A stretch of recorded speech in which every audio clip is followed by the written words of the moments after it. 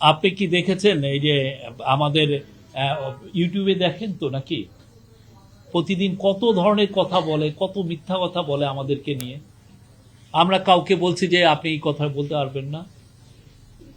আপনি দেখেন না ইউটিউবে তো অনেকে তো ইউটিউবিং করে, ওইটাও তো একটা সাম সর্ট অফ জার্নালিজম, ঠিক না? আমরা কাউকে কি মুখ বন্ধ করে দিচ্ছি? কেউ যদি আমাদের আমাদের যদি আমাদেরকে নিয়ে হাজারটা লেখা লিখুক, প্রফেসর ইউনূস তার এই ইন্টারিম গভর্নমেন্টের ক্ষমতা গ্রহণের 1 মাসের মধ্যে সমস্ত টপ এডিটরকে ডেকেছিলেন, ডেকে বলেছেন যে আপনারা মন খুলে আমাদেরকে নিয়ে লেখেন, আমাদেরকে ক্রিটিসাইজ করুন। আপনি ক্রিটিসাইজ করলে তো আমার চোখের পর্দা খুলে যায়, আমি দেখতে পাই আমার ফেইলুরগুলো কোথায়, আমরা তখন আমার সেই অনুযায়ী রেকটিফাই করতে পারি। আপনারা সবাইকে অনুরোধ, আপনারা আমাদের যদি ফেইলুর পান লেখেন, কিন্তু মিথ্যা কথা লিখেন না। হ্যাঁ, আপনি আমার যে যে দেখতেছেন যে না আমি অন্যায় করেছি, আপনি লেখেন, ইউ আর মোস্ট ওয়েলকাম। কিন্তু আমরা চাই, এবং এর ফলে যেটা আমরা চাই যে বাংলাদেশে মিডিয়া ফ্রিডমটা যাতে ইনস্টিটিউশনাল হয়, সবাই যেন কথা বলাটা শিখে, এই কনস্ট্রাকটিভ ক্রিটিসিজম তারা যেন করতে পারে। কিন্তু যেটা হচ্ছে সেটা হচ্ছে যে আপনার ইউটিউবে আপনি দেখেন যে ধরনের জিনিস দেখি, প্রতিদিন সকালে উঠে তো মনে হচ্ছে সকালে একজন, এবং এর নিজেদের সকালে একজন দেখি একটা কথা বলেন, উনি আবার রাত্রে আবার চেঞ্জ করে ফেলেন, বিকজ সে তো ভালো জার্নালিজম করে তো এটা করেন না।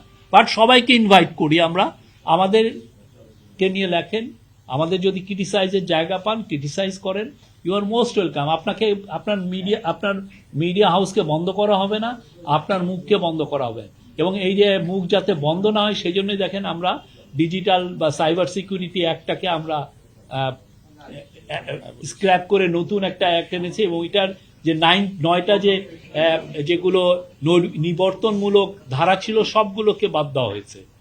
হ্যাঁ, যেগুলো স্পিচ রিলেটেড, আপনার কথা বা আপনি অনলাইনে যেই কথাগুলো লিখবেন সেই রিলেটেড যে অফেন্স, সবগুলোকে মানে আগে ক্রিমিনালাইজ ছিল সেগুলোকে বাদ দেওয়া হয়েছে। আপনি ইউ ক্যান রাইট এনিথিং, সত্যটা লেখেন এটা, আর লেজি জার্নালিজম করেন না, জেনে লেখেন, অনেস্ট। গাজী গ্যাস স্টোভ, রান্নায় আনে শিল্পের ছোঁয়া। ইন্ডিয়ার তো আমি এটা নিয়ে পরশুদিন আমি এটা নিয়ে কথা বলেছি। ইন্ডিয়ার এরা খুবই ন্যাক্কারজনক ঘটনা। এতে বোঝা যায় যে ইন্ডিয়ান কর্তৃপক্ষ আসলে ফ্রিডম অফ স্পিচে কতটুক ওনারা বিশ্বাস করেন। হ্যাঁ, আমরা এটা দেখছি, এবং যাদেরকে বন্ধ করে দেওয়া হয়েছে তাদের অনেকেই বাংলাদেশে এরা খুবই রেসপেক্টেড নিউজ পেপার বা ওয়েবসাইট বা টিভি স্টেশন, এবং এতে বোঝা যায় যে তারা আসলে সত্যকে নিতে পারছেন না, সত্য কথাকে আসলে তারা নিতে পারছেন না। এটা হচ্ছে আমার মতামত। এবং আমি মনে করি যে অনেকে আমাকে বলছে আমরা পাল্টা অ্যাকশনে যাব কিনা, আমাদের কোনো ইচ্ছা নাই পাল্টা অ্যাকশনে। তাতে হবে কি, তাদের অ্যাকশনটাকে লেজিটিমাইজ করা হবে, তাদের অ্যাকশনটাকে বৈধতা দেওয়া হবে। আমাদের এটা কোনো ইচ্ছা নাই। আর আমরা জানি তারা কি ধরনের তামাশা ইয়ে করেন। ইন্ডিয়ান মিডিয়া, ইন্ডিয়ান টিভি সত্যিকার অর্থে মানুষের কাছে তামাশা বিক্রি করেন প্রতিদিন।